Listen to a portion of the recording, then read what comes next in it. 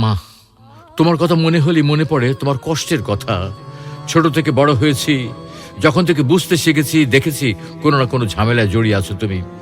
মধ্যবিত্ত পরিবারের মাসকাবারি গোনা টাকায় সংসার চালানোর মতো নিরন্তর সব ঝামেলা। ছোটবেলায় তোমার এইসব সমস্যা বুঝতে পারতাম না, অবুঝের মতো এটা সেটা আবদার করে ফেলতাম।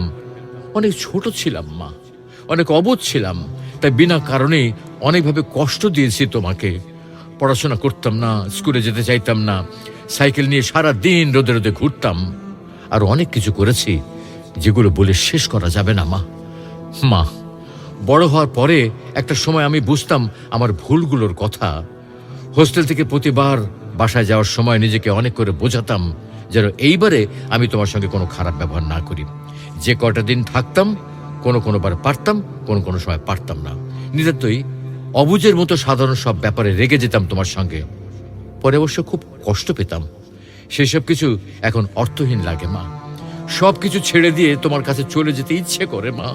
এক সময় তো যাবো দেশে, আবার হয়তো অবুঝের মতো রাগ করবো তোমার সঙ্গে, অনেক কথা বলে ফেলবো যেগুলো আমার বলা কোনোভাবে উচিত না। মাগো, আমার এই লেখায় আমি তোমাকে যেভাবে বলতে পারি, সামনাসামনি কোনোদিন এভাবে কথা বলতে পারবো না। মা, আমি আমার সব কিছুর জন্য ক্ষমা চাই তোমার কাছে। যা করেছি তোমার সঙ্গে তার জন্যে, যা হয়তো ভবিষ্যতে করতে পারি তার জন্যও।